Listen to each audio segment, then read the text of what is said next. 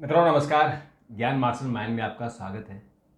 मित्रों, हम आपके लिए रोज कुछ न कुछ नए और चमत्कारिक मंदिरों के बारे में बड़ी खोज करके खबरें और उनके जो रहस्य हैं उनके बारे में ला रहे हैं।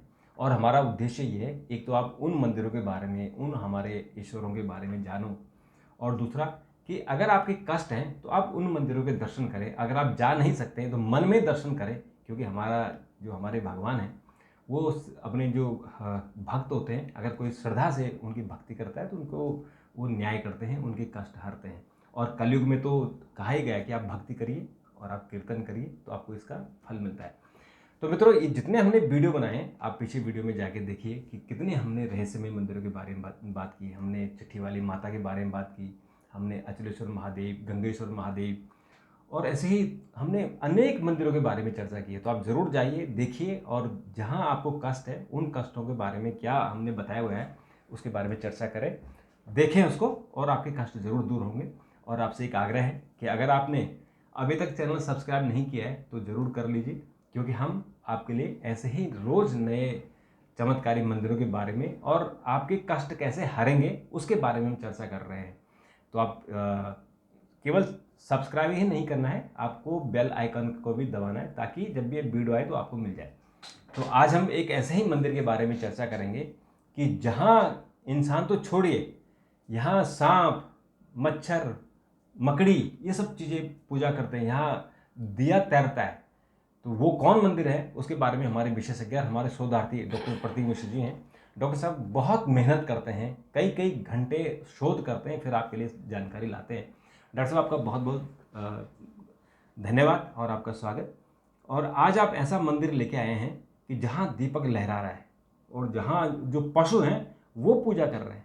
तो बड़ी बहुत ही ये ऐसा रहस्यमयी है, ये हमारे दर्शकों को बताइए, और इसका उनके जो कष्ट है वो कैसे दूर होंगे इसके बारे में बताइए। देखिए, हमारे सनातन धर्म में इंसानों ने, राक्षसों ने, इन लोगों ने भगवान को कई बार अपनी पूजा से, अपनी आराधना से, अपनी साधना से भगवान को प्रकट होने के लिए मजबूर कर दिया। लेकिन कई प्रसंग ऐसे हैं जहाँ पर इंसान ही नहीं, जानवरों ने भी भगवान को अपनी पूजा से दर्शन देने के लिए मजबूर कर दिया। ऐसे कई प्रसंग हैं। और ईश्वर के लिए, चाहे वो इंसान हो या वो जानवर हो, हर जीव ईश्वर का अंश है। और इसीलिए हमारे यहाँ प्रकृति की पूजा की जाती है। आज जिस मंदिर के बारे में हम लोग चर्चा करेंगे, ये मंदिर वहाँ पर स्थित है जिसे दक्षिण का काशी कहा जाता है। आंध्र प्रदेश में तिरुपति के पास जी। ये धार्मिक स्थल स्वर्णमुखी नदी के किनारे पर है। इसको दक्षिण का काशी क्यों कहते हैं वो भी बताएंगे आपको। और बड़ा चमत्कारी और बड़ा रहस्यमय मंदिर है। महादेव के इस मंदिर में इतने रहस्य और इतने चमत्कार भरे पड़े हैं कि विज्ञान जो है खोज में लगा हुआ है, उसके पीछे के रहस्यों को जानने की कोशिश करता है, लेकिन अभी तक उसको कुछ पता चला नहीं। यहाँ पर राहु केतु का निवारण करने के लिए भी ये भारत के अंदर सबसे बड़ा मंदिर माना जाता है। इसके अलावा यहाँ पर जो है हवा में दीपक लहराते हैं। ये इसका बहुत बड़ा रहस्य है। इतना ही नहीं, गर्भगृह के अंदर अगर आप सच्चे मन से आंख बंद करके प्रार्थना करते हैं और भगवान ने आपकी प्रार्थना स्वीकार कर ली, तो आपको बंद आंख में ही ये दिखाई पड़ेगा कि भगवान शिव का नेत्र दिखाई पड़ता है। और ऐसा अनुभव कई लोगों के साथ हुआ है, सैकड़ों लोगों के साथ हुआ है। ये न केवल अद्भुत मंदिर है, चमत्कारी है, रहस्यमय स्थान है, और भक्तों के लिए विश्वास, आस्था और दिव्य शक्ति का प्रतीक है। और ये मंदिर जो है वो है श्री कालहस्ती महादेव मंदिर। श्री कालहस्ती मंदिर। अब इसका नाम श्री कालहस्ती क्यों पड़ा? इसका नाम इसलिए श्री कालहस्ती पड़ा, इसको दक्षिण का काशी माना जाता है इस जगह को। और दक्षिण का काशी इसलिए माना जाता है कि ऐसी मान्यता है और ऐसे प्रसंग हैं हमारे शास्त्रों में, पुराणों में, कि जिस प्रकार काशी के अंदर आदमी को मोक्ष की प्राप्ति होती है, उसको मृत्यु के चक्र के बंधन से छुटकारा मिल जाता है, उसी प्रकार इस स्थान पर श्री कालहस्ती मंदिर में आने पर उसको माना जाता है कि उसको मोक्ष की प्राप्ति होती है। दूसरी बात, काशी में भी महादेव स्वयंभू हैं और इस मंदिर में भी महादेव स्वयंभू हैं। शिवलिंग की किसी ने स्थापना नहीं की। श्री कालहस्ती नाम पढ़ने के पीछे बड़ा एक रोचक प्रसंग है। श्री का मतलब मकड़ी, हस्ती का मतलब हाथी और काल का मतलब सर्प। मकड़ी, हाथी और सर्प। अब ये देखिए, इन लोगों ने मिलकर इस स्थान पर भगवान शिव की आराधना की। कैसे आराधना की? कि मकड़ी ने अपना जाला बुना उस जगह पे कि भगवान अगर यहाँ पे प्रकट हो तो उनको, मतलब उनके ऊपर एक छत रहे। हाथी क्या करता था, इस स्थान पर आकर रोज जल लेकर आता था, स्वर्णमुखी नदी से जल लाता था और इस स्थान पर जलाभिषेक करता था। और सांप क्या करता था कि वो बाग बगीचों में जो इसके आसपास है वहाँ से जाकर और फूल लेके आता था और वो फूल उस स्थान पे चढ़ाता था।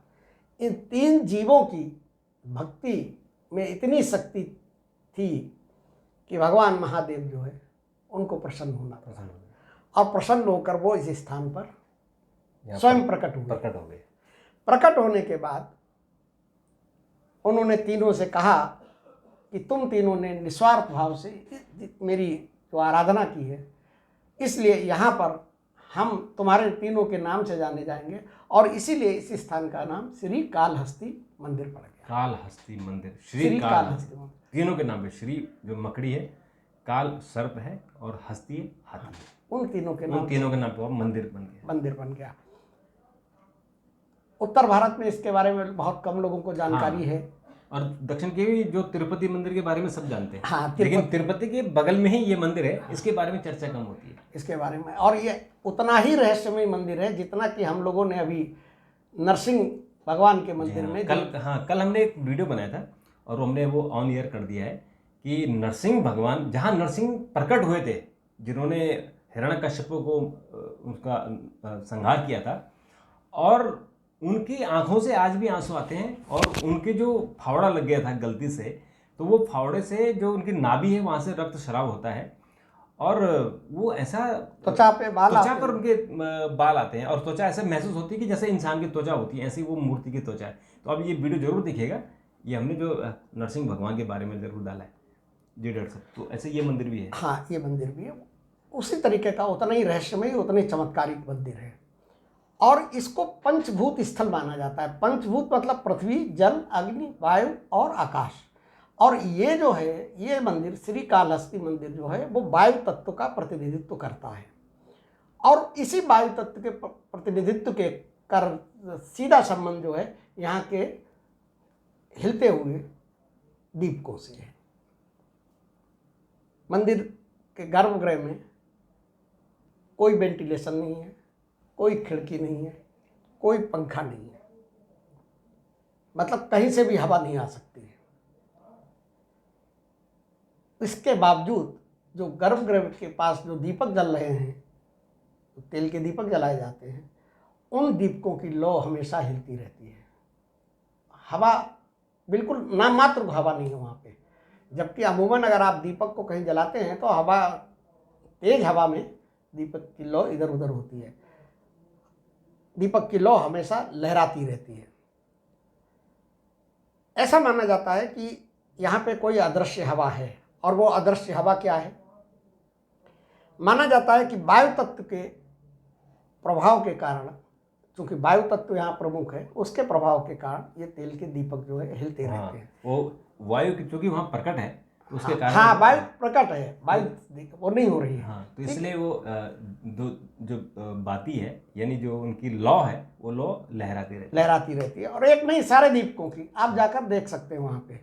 आध्यात्मिक दृष्टिकोण से अगर देखा जाए तो ऐसा माना जाता है कि यह भगवान शिव के जो वायु स्वरूप है उसकी कृपा का संकेत है, उनका आशीर्वाद है। और इस रहस्य ने, इसी रहस्य ने ये श्री कालहस्ती मंदिर को जीवित धाम का, जीवित शिव के धाम का रूप दिया है। मैं तो जैसे मैंने कल बताया था आपको, नरसिंह भगवान वहाँ जीवित उसमें हैं, उसी तरीके से इस श्री कालहस्ती में भगवान शिव जीवित शिव के रूप में जीवंत है। वहाँ जाएंगे जीवंत आपको महसूस होगा कि ऊर्जा, अथाह ऊर्जा है। और इसीलिए इसको कहा भी जाता है, इस जीवित शिव के धाम के नाम से भी इसको जाना जाता है। वहाँ की जो आम बोलचाल भाषा है वो कहते हैं कि जीवित शिव का धाम है यहाँ पे। वैज्ञानिक इसका ये कहते हैं कि मंदिर के नीचे हो सकता कोई ऐसी जगह हो जो दिखाई नहीं हमें पड़ रही हो, वहाँ से हल्की हवा आ रही हो, लेकिन ये तर्क जो है विज्ञान का, ये आस्था के सामने बड़ा बौना साबित होता है। क्योंकि हल्की फुल्की हवा से दीपक की लौ, और वो भी इतने ढेर सारे, वहाँ सैकड़ों दीपक जलते हैं और सबकी लौ जो है हिलती रहती है बहुत। और गर्भगृह में कोई वेंटिलेशन नहीं, कुछ भी नहीं। इस श्री कालहस्ती मंदिर में ये अपनी एक और विशेष वजह से भी काफ़ी प्रसिद्ध माना जाता है, और भारत का एकमात्र ऐसा मंदिर है जहाँ पर राहु और केतु का निवारण किया जाता है। जो इनके राहु से या केतु के दोष से पीड़ित हैं, उनके लिए यहाँ पर विशेष पूजा का आयोजन किया जाता है, और उसके बाद जो है वो ग्रह शांत होते हैं। ये बहुत ही महत्वपूर्ण है।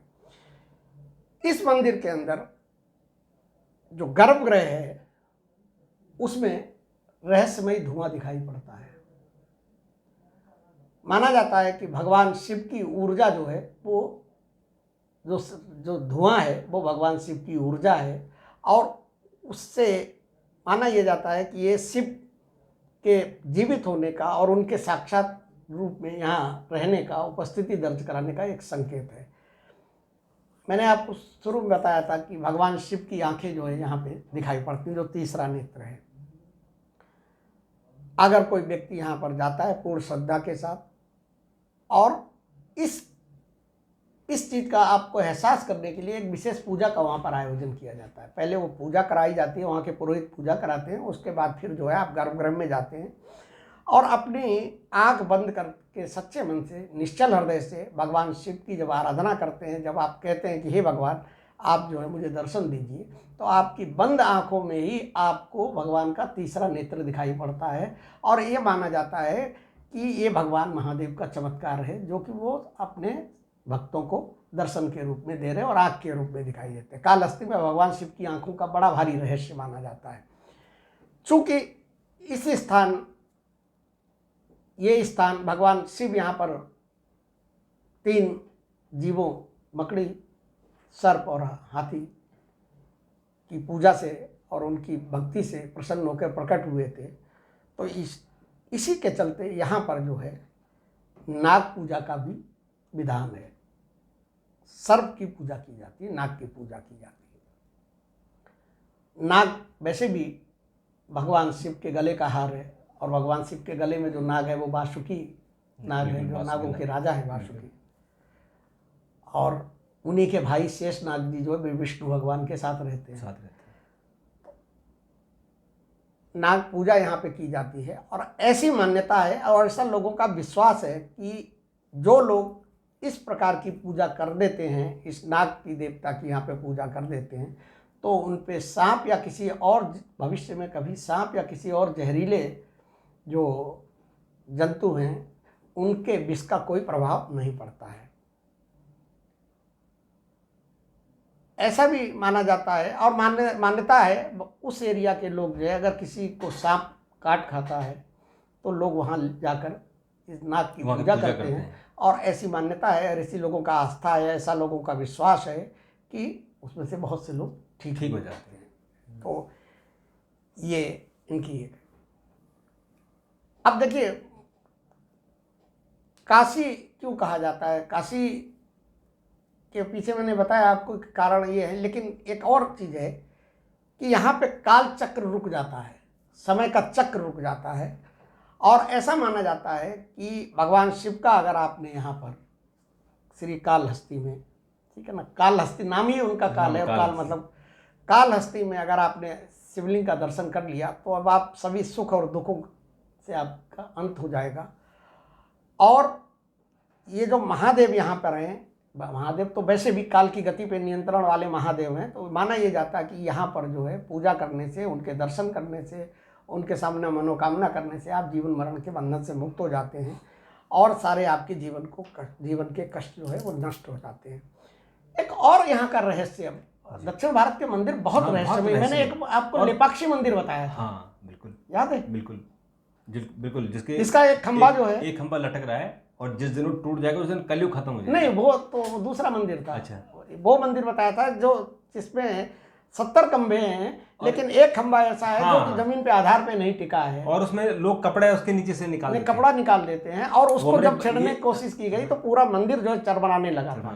ये जब ये आप वीडियो जरूर देख लीजिएगा, और हमने उसमें फोटो भी डाली लेपाक्षी मंदिर का कि उसके नीचे लोग अपनी चुन्नी वगैरह निकाल लेते हैं नीचे से। तो ये भी देखो चमत्कार है कि ऊपर से खंबा और नीचे से खाली है, कितना बड़ा चमत्कार है।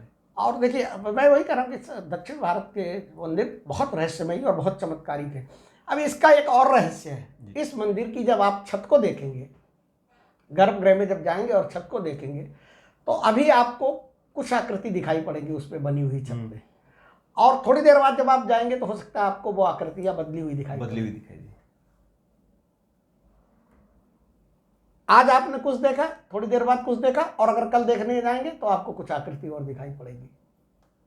तो उसको भी माना जाता है कि ये सब महादेव का चमत्कार है, महादेव की लीला है, और उसकी वजह से ये आकृतियां जो है बदलती रहती हैं। और ये बड़ी भारी चमत्कारी घटना है कि मतलब वो बनी हुई जो छत है उसमें आकृतियां कैसे बदल जाती हैं। बड़ा कौतूहल लोगों का रहता है, लेकिन इसका जवाब किसी के पास नहीं है। बस केवल एक ही है, आस्था है, और आस्था ये है कि ये भगवान शिव का चमत्कार है। इस मंदिर से जुड़ी हुई एक और महत्वपूर्ण कथा है गुरु गंगादास स्वामी की। उनका कहना था और उनका ये मानना था कि भगवान शिव केवल शुद्ध और सच्चे हृदय वाले भक्तों की ही प्रार्थना को स्वीकार करते हैं, और ये बात सही भी है। अभी पिछले दिनों आपने चर्चा मैंने की थी कि एक मंदिर ऐसा है जो पीसा की मीनार की तरह झुक गया। बिल्कुल, और वो इसीलिए झुक गया क्योंकि उसमें अहंकार था उसको बनाने वाले का। और ये हम वीडियो कल रिलीज करेंगे, ये जो हम 27 अप्रैल को, कि जो हमारा हिंदुस्तान का हमारा एक शिव मंदिर है जो 9 डिग्री झुका हुआ है। जो पीसा की मीनार है वो 4 डिग्री और ये 9 डिग्री झुकी हुई है, और आज तक ये पता नहीं चल पाया है कि ये मंदिर ऐसा क्यों झुका हुआ है। और उसके नीचे वो पानी में डूबा रहता है, आधा हिस्सा उसका। लेकिन कमाल का है, ये जरूर कल आप 10 बजे ट्यून करिएगा। नहीं, परसों देखो 28 अप्रैल को आप जरूर, आप इसलिए मैंने आपसे आग्रह किया कि आप यूट्यूब के बेल आइकन को दबा दीजिए, तो आपको जैसे ही नया वीडियो आएगा तो आपको अलर्ट मिल जाएगा, आपको उसका नोटिफिकेशन मिल जाएगा। और ये जरूर देखेगा ये मंदिर जो 9 डिग्री झुका हुआ है, पीसा मीनार से भी डबल दुगना झुका हुआ है। वो भी रहस्य है, वो रहस्य है, और उसको जरूर देखेगा। तो यहाँ पर गुरु गंगादास स्वामी का प्रसंग भी बताते चले आपको। उन्होंने यहाँ पर बड़ी कठिन तपस्या की, कई विशेष यज्ञ करवाए, अनुष्ठान किए, और उनको भगवान शिव के दर्शन भी हुए, साक्षात्कार भी हुआ। आज भी यहाँ पर जो है वो जो जिस तरीके से वो पूजा विधान होता है तो उसमें उनका बड़ा भारी योगदान रहता है। इसका निर्माण जो है चालुक्य राजाओं ने किया था, और जो इसमें जो वर्तमान मंदिर का स्वरूप है वो विजयनगर सम्राट श्री कृष्णदेव राय ने, बड़ा प्रसिद्ध नाम है श्री कृष्णदेव राय का, उन्होंने 1516 ईस्वी में किया था। मतलब ये मंदिर जो है आप समझ लीजिए 1000 साल पुराना है। हाँ, लगभग 1000, अभी 25 साल चल रहा है। हाँ, और 2025 चल रहा है, और ये 1000 साल से भी पुराना है, क्योंकि उन्होंने पुनर्निर्माण कराया था। राजा कृष्णदेव राय ने पुनर्निर्माण कराया था। इसका निर्माण जो है वो चालुक्य राजाओं ने किया था। तो ये मतलब 1200-1400 साल पुराना मंदिर है। बहुत ही चमत्कारी, रहस्यमयी और भक्तों की मनोकामना पूर्ण करने वाला ही मंदिर है। बिल्कुल, तो इस मंदिर को आप देख सकते हैं, और इसकी हम कुछ आपको पिक्चर भी डाल देंगे ताकि आप इसको देख सकें, और इसकी जो कहाँ आप कैसे पहुंच सकते हैं इसके बारे में भी हम आपको जानकारी दे देंगे। लेकिन वीडियो ज़रूर देखिएगा, बेल आइकन दबाइएगा ताकि आपको अलर्ट मिल जाए कि हमने वीडियो कब इसको लाइव किया है, कब आपके लिए हमने प्रस्तुत किया है। डॉक्टर साहब आपने बात की, आपका बहुत बहुत धन्यवाद। और मित्रों आपका भी बहुत बहुत धन्यवाद। लेकिन चैनल को सब्सक्राइब करना ना भूलें, चैनल को आगे बढ़ाइए, अपने मित्रों को, घर को, परिवार को, अपने बच्चों को जरूर भेजिए ताकि उनको जो भारत के हमारे सनातन हमारी संस्कृति है, हमारा धर्म है, उसके बारे में जानकारी मिल सके। तो आज के लिए इतना ही, कल फिर आपसे मुलाकात होगी, तब तक के नमस्कार।